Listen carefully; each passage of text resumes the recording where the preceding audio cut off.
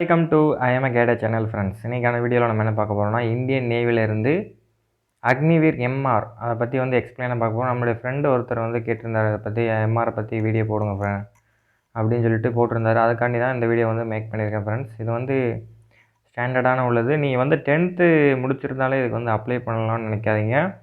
50% mark இதுக்கு நீங்கள் score பண்ணியிருந்தால் மட்டும்தான் ஃப்ரெண்ட்ஸ் இதுக்கு எலிஜிபிள். நம்மளுடைய கொரோனா கேட்டகரி இருக்காங்கள்ல, அவங்களுக்கு பாஸ்ன்னு சொல்லி மென்ஷன் பண்ணியிருப்பாங்க.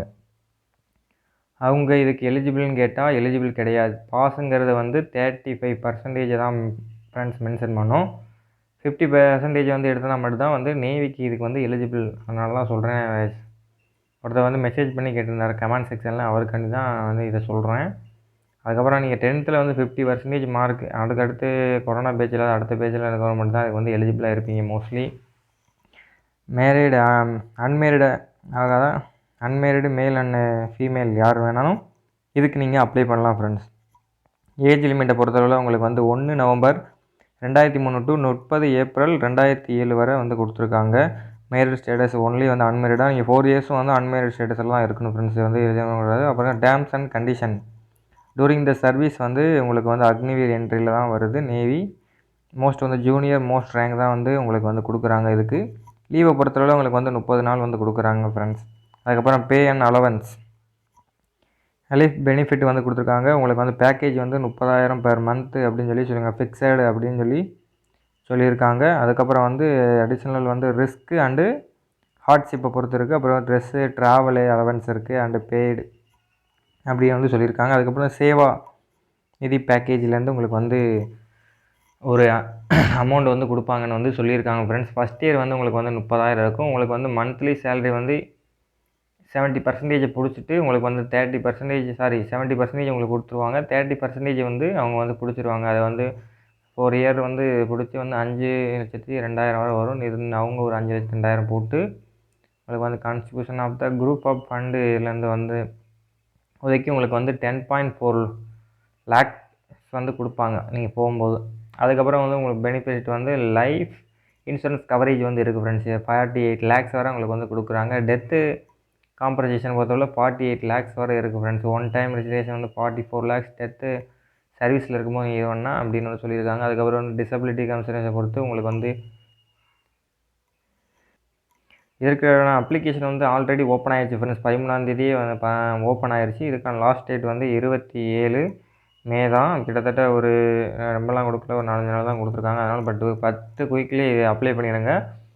பெனிஃபிட்ஸ் பார்த்துட்டிங்க. அதுக்கப்புறம் ரூல்ஸ் அண்ட் ரெகுலேஷன் உங்களுக்கே தெரியும். நேவல் பென்ஷன் ரெகுலேஷன்லாம் உங்களுக்கு இருக்குது. இதுக்கு எக்ஸ் ஆர்மி ஸ்டேட்டஸ் கிடையாது அப்படின்னு சொல்லியிருக்காங்க. உங்களுக்கு மெடிக்கலு சிஐடிஎஸ்சி ஃபெசிலிட்டிலாம் இருக்குது அப்படின்னு சொல்லியிருக்காங்க. நேவிக்கான மெடிக்கல் ஃபெசிலிட்டி ஹாஸ்பிட்டல் எல்லாம் இருக்குது உங்களுக்கு அப்படின்னு சொல்லியிருக்காங்க. செலெக்ஷன் ப்ராசஸை பொறுத்தளவு செலெக்ஷன் ப்ராசஸ் எப்படி நடக்கும் 2024 பேஜ் அப்படின்னு சொல்லியிருக்காங்க. ஸ்டேஜ் 1 ஷார்ட் லிஸ்ட்டுன்னு சொல்லியிருக்காங்க. ஷார்ட் லிஸ்ட் படி Indian navy endurance test IMT நடக்கும். அப்புறம் ஸ்டேஜ் 2ல் பிஎஃப்டி நடக்கும். அப்புறம் written exam and recommend medical exam அப்படின்னு சொல்லியிருக்காங்க. ஸ்டேஜ் 1 பொறுத்தல IMT computer based online exam நடக்கும் அப்படின்னு சொல்லியிருக்காங்க. அதுக்கு ஷார்ட் லிஸ்ட் பண்ணுவாங்களா மார்க்கு வயசு இந்தியன் நேவிக்கு ஷார்ட் லிஸ்ட் பண்ணிவிட்டு அதுக்கு அவங்களுக்கு கட் ஆஃப் வைப்பாங்க. அந்த cut off mark short list next stage selection process அப்படின்னு சொல்லியிருக்காங்க ஃப்ரெண்ட்ஸ்.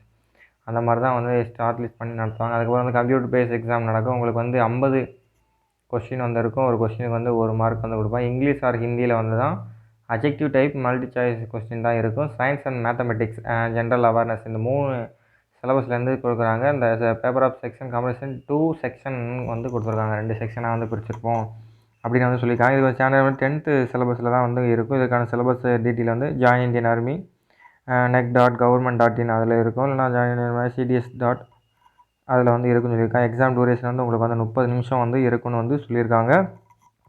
அதுக்குள்ளே எக்ஸாம் ப்ரிப்பேர் பண்ணியிருக்கேன். பெனால்ட்டி மார்க் இந்த ராங் நெகட்டிவ் மார்க்லாம் இருக்குது அப்படின்னு சொல்லியிருக்காங்க. 0.25 மார்க் அதாவது 1/4 மார்க் நெகட்டிவ் லெஸ் பண்ணுற மாதிரி சொல்லியிருக்காங்க. எக்ஸாம் ஃபீஸை பொறுத்தவரை உங்களுக்கு ஹையாக தான் இருக்குது ஃப்ரெண்ட்ஸ். 550 ப்ளஸ் ஜிஎஸ்டி நீங்கள் பே பண்ணுற மாதிரி 18% அது உங்களுடைய இதுதான். அப்போ அதுக்கப்புறம் நீங்கள் இதில் பாஸ் ஆன பிறகு stage 2 PFT return exam and required medical exam சொல்லியிருக்காங்க. அதுக்கப்புறம் உங்களுக்கு பிஎஃப்டி நடக்கும்.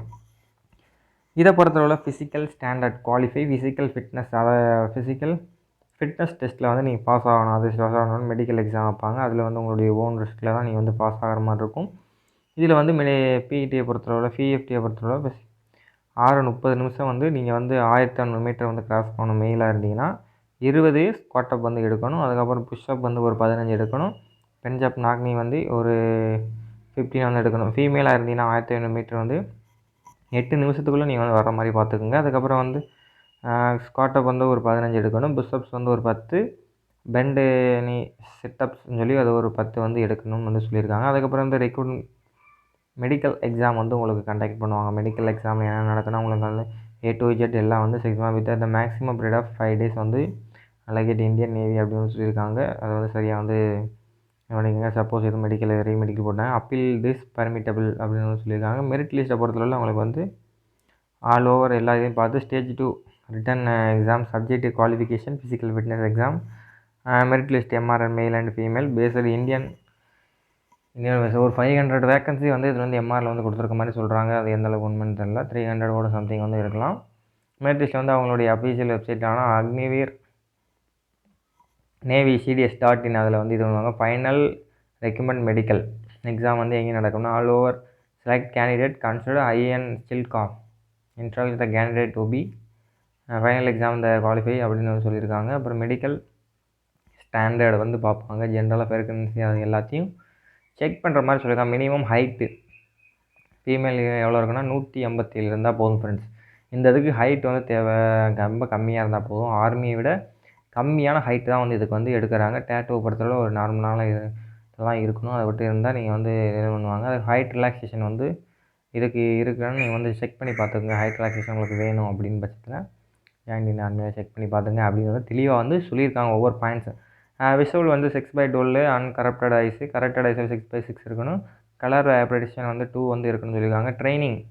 ட்ரைனிங் வந்து 10 டேயில் உங்களுக்கு வந்து நவம்பர் 2024 INS சில்கா ஒடிசாவில் வந்து நடக்குன்னு வந்து சொல்லியிருக்காங்க ஃப்ரெண்ட்ஸ். கிளியராக வந்து எல்லா இன்ஃபர்மேஷனையும் அவங்க வந்து கொடுத்துருக்காங்க. கடைசி வந்து ஃபினிஷிங்லேருந்து எண்டு வரை என்ன நடக்கும், எப்படி நடக்கும், என்ன ஏதுன்னு சொல்லிட்டு தெளிவாக வந்து சொல்லியிருக்காங்க. அவங்க வந்து இப்போ அஃபீஷியல் போர்ட்டலில் வந்து செக் பண்ணிக்கோங்க அப்படின்னு வந்து சொல்லியிருக்காங்க. நீங்கள் வந்து ஒவ்வொரு இதையும் கரெக்டான முறையில் செக் பண்ணிக்கோங்க. மார்க்லிஸ்ட் தமிழ் NCC இதெல்லாம் வந்து கரெக்டான ஃபிட் பண்ணி வச்சுக்கோங்க அப்படின்னு சொல்லியிருக்காங்க. வார்னிங்கில் வந்து என்னென்னு சொல்லியிருக்காங்க, இன்கரெக்டாக டொமஸ்டிக் தான் உங்களுக்கு வந்து டெர்மினேஷன் பண்ணிடும் அப்படின்னு வந்து சொல்லியிருக்காங்க.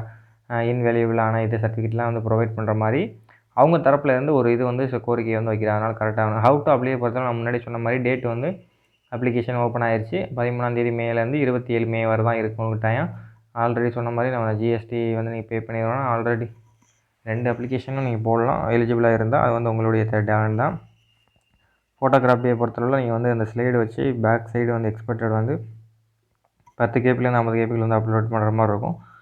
ஸ்லைடை வச்சு நீங்கள் வந்து இது பண்ணுற மாதிரி இருக்கும். ஃபோட்டோ எடுத்து ஒயிட் பேக்ரவுண்டில் வித்தவுட் எக்ஸ்பெக்டட் ஸ்கேக்கிங் அப்படின்னு சொல்லியிருக்காங்க.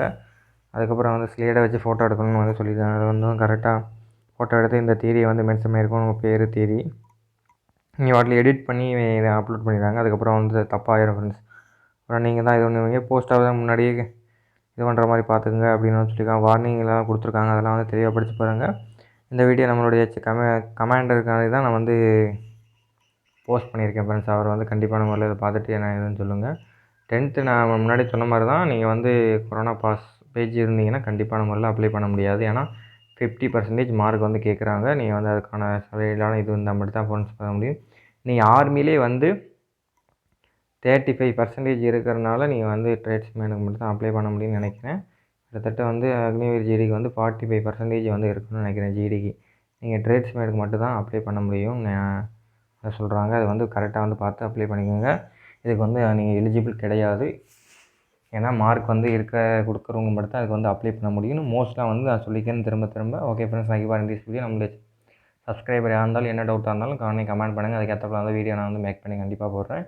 நம்மளோட சேனல் புதுசாக வந்தால் சப்ஸ்கிரைப் பண்ணிட்டு பக்கத்தில் உள்ள பெல் ஐக்கானை கிளிக் பண்ணி ஆல் நோட்டிஃபிகேஷன் வந்து எனேபிள் பண்ணி வச்சுக்கோங்க ஃப்ரெண்ட்ஸ். Okay friends.